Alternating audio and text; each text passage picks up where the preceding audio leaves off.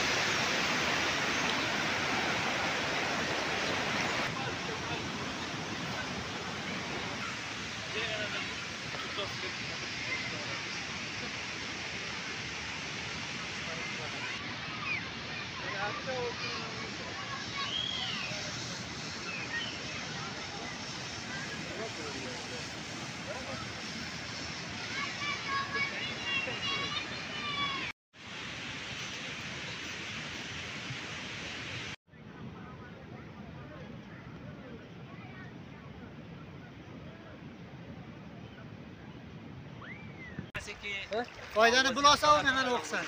Kim? Jovid. No, اسكت من هيك شو. ما تصير ما ياخذ لباس ما تعبدل كله. لباس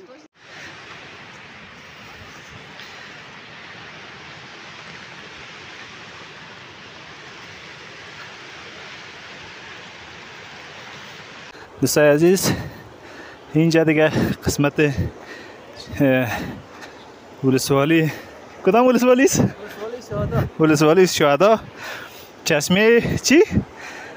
چشمه یاسیج است با همکارا آمدیم میله کردن بخیر دیگه یک دو شو در اینجا میمونیم همکارا در اون قسمت است بر شو آمادگی میگیره غذا میپزن بخیر یک دو پیازه بازوره با شما دوستا شریک میسازیم اینجا هم دیگه این دوستای ما در حال گرفتن عکس است و از طبیعت لذت میبرن.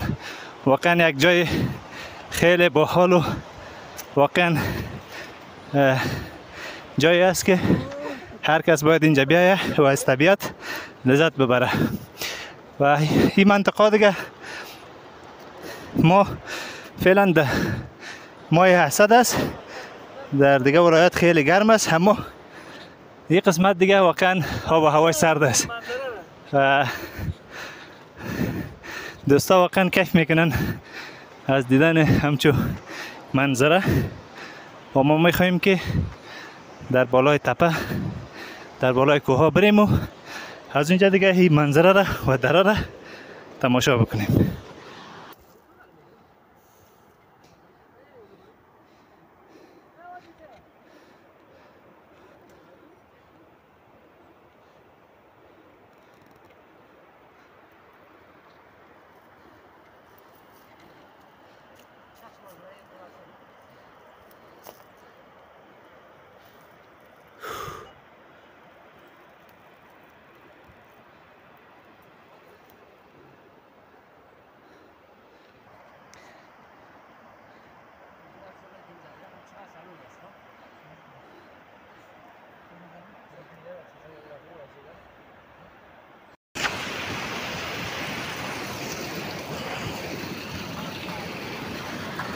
ما خلينا نروح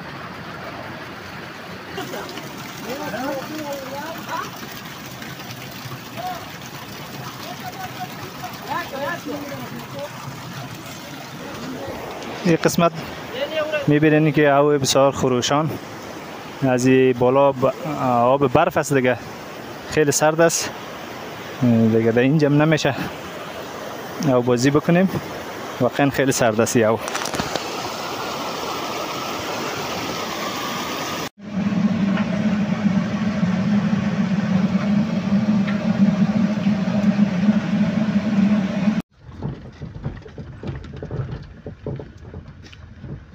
سلطانی سب چی میخوریم بیادر؟